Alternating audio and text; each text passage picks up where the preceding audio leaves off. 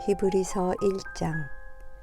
옛날에 여러 차례 여러 모양으로 예언자들을 통해 조상들에게 말씀하신 하나님께서 이 마지막 날에 아들을 통해 우리에게 말씀하셨습니다. 하나님께서는 그 아들을 만물의 상속자로 세우시고 또한 그를 통해 모든 세상을 지으셨습니다. 그 아들은 하나님의 영광의 광채이시며 하나님의 본체의 형상이십니다.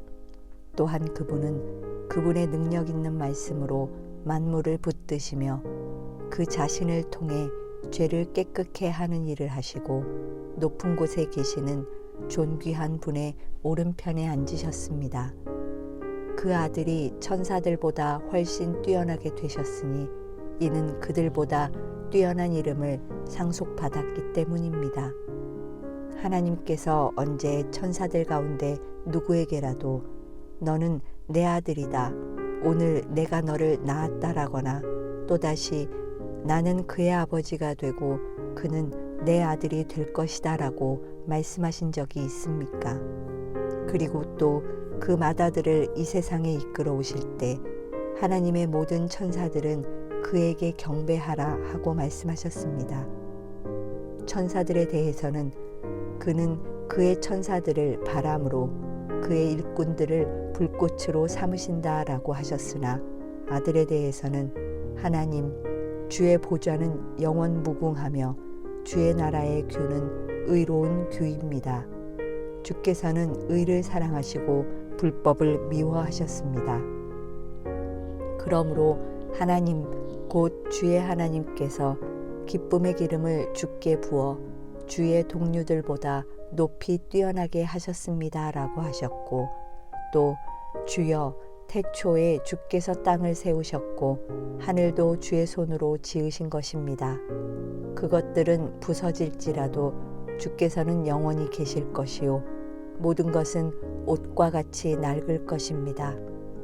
주께서 그것들을 겉옷처럼 말아 올리실 것이니 그것들이 옷처럼 변할 것이나 주는 한결같으시며 주의 세월은 끝이 없을 것입니다 라고 하셨습니다.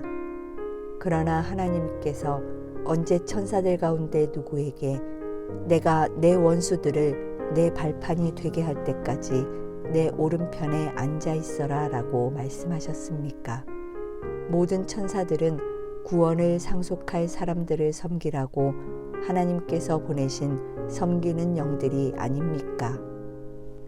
2장. 그러므로 우리가 잘못된 길로 가지 않도록 들었던 모든 것에 더욱 주의를 기울여야 합니다.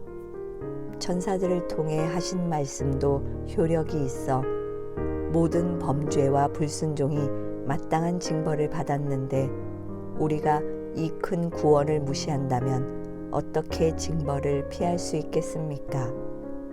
이 구원은 처음에 주께서 말씀하신 것이며 들은 사람들이 우리에게 확증해 준 것입니다. 하나님께서도 표적과 놀라운 일들과 여러 가지 기적들 그리고 그분의 뜻에 따라 나눠주신 성령의 은사들로 함께 증언하셨습니다. 하나님께서는 우리가 말하는 앞으로 올 세상을 천사들에게 다스리라고 하신 것이 아닙니다. 그러나 누군가가 어디에 증언하며 말했습니다. 사람이 무엇이기에 그를 생각해 주시며 인자가 무엇이기에 그를 돌보십니까? 주께서 그를 잠시 동안 천사들보다 낮아지게 하시고 그에게 영광과 존귀의 관을 씌우셨습니다. 주께서는 만물을 그의 발 아래 복종하게 하셨습니다. 하나님께서는 만물을 그의 발 아래 복종하게 하심으로 그에게 복종하지 않는 것을 하나도 남기지 않으셨습니다. 그러나 지금은 우리가 아직 만물이 그에게 복종하는 것을 보지 못합니다. 다만 우리는 천사들보다 잠시 낮아지신 분, 곧 죽음의 고난을 통해 영광과 존귀로 관을 쓰신 예수를 바라봅니다. 이는 그분이 하나님의 은혜로 모든 사람을 위해 죽음을 맛보려 하심입니다. 모든 것을 만드시고 모든 것을 보존하시는 하나님께서는 많은 아들들을 영광에 이르게 하시려고 그들의 구원의 창시자를 고난을 통해 완전케 하시는 것이 마땅합니다. 거룩하게 하시는 분과 거룩하게 된 사람들이 모두 한 분에게서 나왔습니다. 그러므로 예수께서는 이들을 형제들이라고 부르기를 부끄러워하지 않으시고 말씀하시기를 내가 주의 이름을 내 형제들에게 선포하고 교회 가운데서 주를 찬양할 것입니다 하시고 다시 내가 그를 의지하리라 하시고 또다시 보라 나와 하나님께서 내게 주신 자녀들이다 라고 하셨습니다. 이와 같이 자녀들은 피와 살을 함께 나눈 사람들이므로 그 자신도 이와 같이 그들과 함께 속하셨습니다. 이는 죽음으로 인해 죽음의 권세를 가진 자, 곧 마귀를 멸하시기 위함이며 또한 죽음이 두려워 평생 노예로 매여 사는 사람들을 풀어주시기 위함입니다. 물론 그는 천사들을 붙들어 주시려는 것이 아니라 아브라함의 씨를 붙들어 주시려는 것입니다. 이러므로 그는 모든 것에서 형제들과 같아지셔야만 했습니다. 이는 하나님 앞에서 자비롭고 신실한 대제사장이 되셔서 백성의 죄를 대속하시기 위함입니다. 그는 몸소 시험을 받으시고 고난당하셨기에 시험받는 사람들을 도우실 수 있습니다. 3장 그러므로 함께 하늘의 부르심을 받은 거룩한 형제 여러분, 우리가 고백하는 사도이시며 대제사장이신 예수를 깊이 생각하십시오. 그분은 자신을 세우신 분에게 충성하기를 마치 모세가 하나님의 온 집에서 한 것과 같이 하셨습니다. 그러나 마치 집을 지은 사람이 그 집보다 더 존귀한 것 같이 그분은 모세보다 더 큰 영광을 받기에 합당하십니다. 집마다 누군가 지은 사람이 있듯이 모든 만물을 지으신 분은 하나님이십니다. 또한 모세는 장차 하나님께서 말씀하실 것을 증언하기 위해 하나님의 온 집에서 종으로 충성했습니다. 그러나 그리스도께서는 하나님의 집에서 아들로서 충성하셨습니다. 우리가 소망에 대한 확신과 긍지를 굳게 잡으면 우리는 곧 그분의 가족입니다. 그러므로 성령께서 이렇게 말씀하셨습니다. 오늘 너희가 그의 음성을 들으면 광야에서 시험받던 날에 반역한 것처럼 너희 마음을 완고하게 하지 말라. 너희 조상들이 거기서 40년 동안 나를 불신해 시험했다. 또한 내가 행한 일들을 보았다. 그러므로 내가 진노해 그 세대를 향해 말했다. 그들은 항상 마음이 미혹돼 내 길들을 알지 못했다. 내가 진노해 맹세한 것처럼 그들은 결코 내 안식에 들어오지 못할 것이다. 형제 여러분, 여러분 가운데 누구든지 살아계신 하나님을 떠나려는 악한 불신의 마음을 품지 않도록 조심하십시오. 도리어 아직 오늘이라 일컬을 수 있는 그날에 여러분 가운데 누구라도 죄의 속임수로 완고해지지 않도록 서로를 격려하십시오. 이는 우리가 처음에 확신한 것을 끝까지 굳게 잡으면 그리스도와 함께 나누는 사람들이 되기 때문입니다. 오늘 너희가 그의 음성을 들으면 광야에서 시험받던 날에 반역한 것처럼 너희 마음을 완고하게 하지 말라라고 말씀하실 때 듣고도 반역한 사람들이 누구였습니까? 모세를 통해 이집트에서 나온 사람들이 아닙니까? 또 하나님께서 40년 동안 누구에게 진노하셨습니까?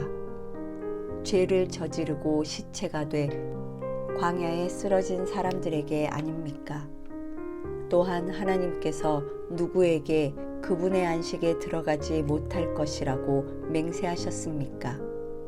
불순종한 사람들이 아니고 누구입니까? 이로써 우리는 그들이 불신앙 때문에 들어갈 수 없었던 것을 봅니다. 4장. 그러므로 그분의 안식에 들어가리라는 약속이 남아있을 동안에 여러분 가운데 혹 누구라도 거기에 이르지 못하는 사람이 있을까 두려워합시다. 그들처럼 우리도 복음 증거를 받은 사람들입니다. 그러나 들은 말씀이 그들에게 무익했던 것은 그들이 들은 말씀과 믿음을 연합시키지 않았기 때문입니다. 그런데 믿는 우리들은 그 안식에 들어갑니다. 이는 하나님께서 내가 진노해 맹세한 것처럼 그들은 결코 내 안식에 들어오지 못하리라 라고 하신 것과 같습니다. 사실 세상이 창조된 이래로 그분의 일들이 이루어져 왔습니다. 어디엔가 제7일에 관해 이렇게 말씀하셨습니다. 그리고 하나님께서 일곱째 날에 그분의 모든 일을 쉬셨다. 그런데 여기서는 다시 그들은 결코 내 안식에 들어오지 못할 것이다 라고 하십니다. 이와 같이 이제 어떤 이들에게는 저 안식에 들어갈 기회가 남아있지만 복음을 먼저 전해들은 사람들은 불순종으로 인해 들어가지 못했습니다. 그러므로 이미 인용한 것처럼 하나님께서 다시 오랜 후에 어느 한 날을 정해 오늘이라 하시고 다윗을 통해 말씀하셨습니다. 오늘 너희가 그의 음성을 듣거든 너희 마음을 완고하게 하지 말라. 만일 여호수아가 그들에게 안식을 주었더라면 하나님께서 나중에 다른 날에 대해 말씀하시지 않았을 것입니다. 그러므로 하나님의 백성에게는 안식이 남아 있습니다. 이는 하나님의 안식에 들어간 사람은 하나님께서 자신의 일을 쉬셨던 것처럼 그 자신도 자기의 일을 쉬기 때문입니다. 그러므로 누구든지 이와 같이 불순종의 본을 따라 멸망하지 않도록 우리가 저 안식에 들어가기를 힘씁시다. 하나님의 말씀은 살아있고 힘이 있으며 양날선 어떤 칼보다도 더 예리해 혼과 영과 관절과 골수를 찔러 쪼개기까지 하며 마음의 생각과 의도를 분별해냅니다. 그러므로 어떤 피조물이라도 하나님 앞에 숨을 수 없고 오히려 모든 것은 우리에게서 진술을 받으실 그분의 눈앞에 벌거벗은 채 드러나 있습니다. 이와 같이 우리에게 하늘로 올라가신 위대한 대제사장 곧 하나님의 아들 예수가 계시니 우리가 고백한 신앙을 굳게 지킵시다. 이제 우리에게 계신 대제사장은 우리의 연약함을 동정하지 못하시는 분이 아니며 또한 모든 면에서 우리와 동일하게 시험을 당하셨으나 죄가 없으신 분이기 때문입니다. 그러므로 자비하심을 얻고 필요할 때 도우시는 은혜를 얻기 위해 은혜의 보좌 앞으로 담대히 나아갑시다.